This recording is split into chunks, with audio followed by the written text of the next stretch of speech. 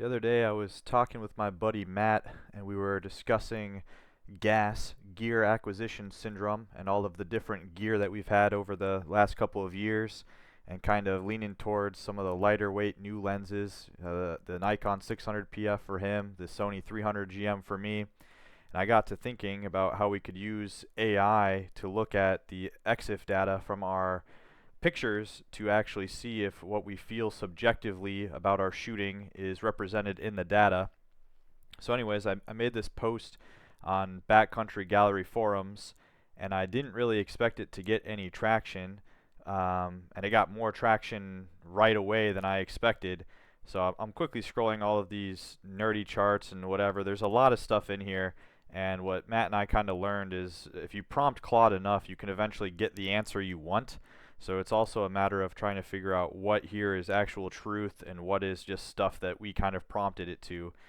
But basically, over my 5 years that I've been doing photography in wildlife specifically, I've shot pretty much every telephoto lens from Canon, Nikon, and Sony. Tried all of their best bodies, lots of teleconverters, lots of different subjects. Traveled a lot in the United States and some other countries. And I was kind of looking at it and just trying to figure out what does it all mean, what actually matters here. You know, we have a ton of different talks and YouTube videos of content creators and whatnot telling you what lens to buy for this situation, how much aperture matters here. You know, is a $15,000 lens better for you than a $5,000 lens, better than a $1,500 lens? So basically, I wanted to just make this video to kind of show some of the things that I learned, kind of do a summary, and then also teach the process for actually doing this yourself. And if anyone would be willing to do this, I'd be super interested in your findings to kind of see if it lines up anywhere along with what I see. I'd also really think it'd be cool if one of the main content creators like Steve or Jan or someone like that would pick it up and do something, especially for some of these photographers who have used more than just mirrorless. Like I started 5 years ago, started on mirrorless high megapixel cameras. I think it'd be interesting for people using the lower megapixel cameras or even cameras from 5-10 years ago to see what how this kind of stuff has evolved and what this capability has allowed us to do or to not do. In my case, I have two primary areas that I put up my photos, which is Instagram, where I kind of post just about everything. I don't usually caption or try and get engagement. It's mainly for friends and family to see. And then I've taken to use Flickr as my primary for where I put my favorite or what I feel are the best images. So in this process, I'm kind of going to tell AI, Claude in specific, to reference both the data from my Flickr, so what I consider my best shots, and then also just some of the jumbled photos on my computer and look at that. I also you'll see a lot of these photos are from like the Fuji X100 series or wide angle lenses. I told it to only look at telephoto lenses, so basically from like a 70 to 200 up to an 800 f6.3 is kind of what I was using. And this just gives you a basic idea of the type of images that I'm posting, and then we'll get into sort of what the lenses are, what the crops are looking like, what the takeaways are from this whole process.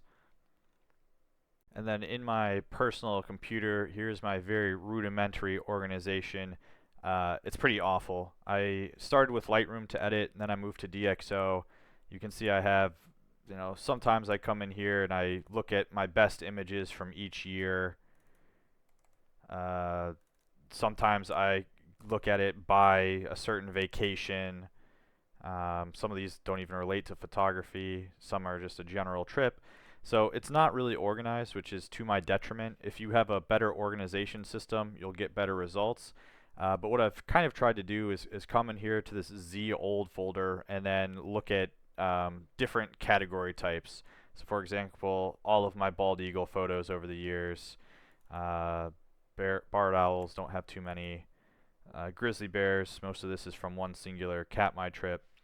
But essentially how I did it, with trying to get the best results without redoing all of my saves and everything, I pointed it at basically my whole edits folder, and then within the main categories I made a best of folder just to give it some more stratification, if you will. So not only does it have my Flickr, which are what I consider the best, the post-worthy images, it also has my entire edits folder, every photo I've ever edited, and then I went into some of the subfolders and picked out the best of kind of my common areas, the ones that I shoot the most here. And I think that gives a good opportunity to figure out, what's going on with these images. Moving back to Flickr, which I found to be the easiest way to get your data, and if you use it similar to me where your best photos go out here and are on Flickr, there's actually just a settings area, if I can find it. And then once you're in the settings, if I zoom in here, there is a thing over here that says your Flickr data. So you can see I already downloaded it recently. This data was generated on August 4th at 3:13 a.m. It's one of those sleepless nights. But you should be able to come in here and download your data, and then it'll give you like JSON data, which I'll show you in a sec, and that's what you actually prompt into your AI. Once you export your Flickr data, mine went to downloads, and if it's anything like mine, it'll be this weirdly named folder as a zip. I came in here and extracted all of this, and then what you want is it should have one of these JSON files for each of your photographs. That's your EXIF data. So in here I had 671 images. I got all of those, and then I just did Control A on all of them, and I wanted to compress it and send it to a zip file. And then this zip file up here is how you actually get the 671 pictures worth of EXIF into Claude. The other piece you'll need if you're analyzing files that are on your computer, not just from Flickr, is this EXIF tool by Phil Harvey. It's just exiftool.org, and then download it for whatever version. You can see I had a Windows 64-bit. This will allow you to pull that data from your files to give to your AI, Claude in my case. So that'll be how much your image is cropped, what focal length, what lens, what body, what subject distance you're at. All of those specs are pulled using this tool.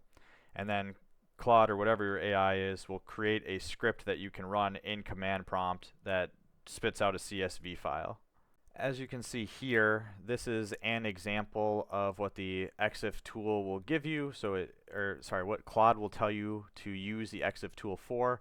So you can prompt it. It does all this file stuff for you, and then you just put it in the command prompt. This is a little bit techy. I suspect it might be over some people's heads. In this case, this example, I was just looking at some of my loon photos, but you can see it goes through the directories and gets all the information. I may have to do like a different guide or kind of help people through this. Otherwise, you can also prompt the AI to tell you how to do this, which may be helpful. Once I had the Flickr files over here, this zip contains all of my JSON folder or files, and then this all edits for was the CSV specifically that came from the EXIF tool. So basically I'm going to give both of these attachments to Claude, and then it'll be able to compare. This CSV has all of my edits I've ever made, and then this zip folder has all of the data from my best pictures on Flickr. All the way up here you can sort of see my prompt. I've attached two files, a CSV of EXIF data from all images, a zip file with EXIF data from my best photos which made their way out to Flickr. I wanted to make a post for Backcountry Gallery, which I did, and then I just gave it the CSV and the zip folder. It ran 33 commands, created 5 files, viewed 4 files, made 6 notes. It goes through all of this different stuff that it does, and then it starts spitting out some of the information you want. In this case, I had it write a little bit of a post. I didn't really use this because it was too AIE. But what I found most valuable was to actually come and look at all of these different images and some of the conclusions, which I'm not sure why it's not showing up properly. But if you go read the forum post, you'll get the gist of it. But anyways, again, this is not supposed to be super technical. I think a lot of people will find it easy. If there's anything in here that you find interesting or difficult or you're struggling with, please reach out to me or kind of go post in that Backcountry Gallery forum, because I'm really interested to see what other people's results are. And then to bring this full circle and give sort of a brief overview of what I was trying to do and what I learned and how I think it might help other people. Through my 5 years of photography, I've always been about the gas, the gear acquisition syndrome, the new shiny lens, the new teleconverter, the new way to crop, higher megapixel body. And, obviously I see these people have been taking photos for decades using 2 megapixel bodies, manual focus only, no pre-capture, really slow lenses, whatever, and they're getting great images. Obviously, we're super privileged to have all this new technology available to us, and to if you can afford it and be able to utilize it. But I wanted to see if throughout my shooting I could kind of break out what I shoot most, what gear is most valuable to me, and stop buying so much gear that I use for 1 or 2 sessions and then just resell and lose money on. So basically what it came down to for me is I didn't realize how much cropping I do.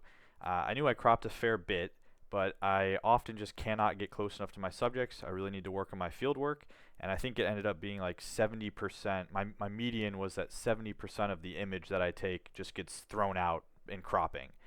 I've been told that I should be kind of afraid of ISO, and then I ended up finding that my sweet spot, if you will, is kind of that 3200 to 6400.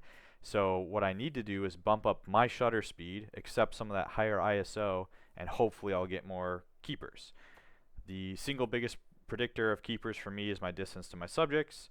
I often use my teleconverter lenses, so the Nikon 400TC and 600TC, as more of a zoom out lens than a punch in.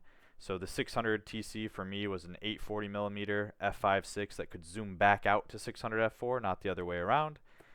I often just get lazy and throw my shutter speed at 1/500 to 1/1000 and leave it there for all subjects, all time of the day, whatever. So I was leaving a lot on the table when I had low ISO opportunities that I could have upped my shutter speed with limited or no penalty, but I just got lazy with it.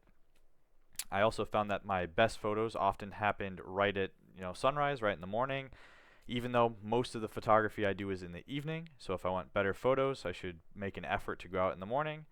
And finally, kind of the biggest summary is after all this gear churn and zooms and primes and fast and slow and 10-pound lenses, 2-pound lenses, I kind of ended up where I am naturally after trying all this, which is that the Sony 300 GM f2.8 and the 2x teleconverter can do 90% of what I need from an entire kit. After all this, it didn't really cool down my gas or anything. I still want to go try that new Sony 100-400 f4.5 with the teleconverters. I kind of want to revisit the Sony 400-800, which I already owned and found disappointing, but I think maybe I need to give it a different test with some of the stuff that I've known. I think primarily with my longer lenses, I was expecting them to do too much and thinking I could compensate for subject distance with longer focal length and more cropping, and it just isn't the case. Like there's just so many shots that ultimately I should never pull the shutter on. I need to get better at my trigger discipline and just know, hey, if this little bird is 200 feet out that way and I'm at 600 millimeters, I'm not getting a good picture no matter what. I need to work on field craft, getting closer, getting more comfortable, maybe using hides or waiting for critters to come to me, all these different things that I need to explore.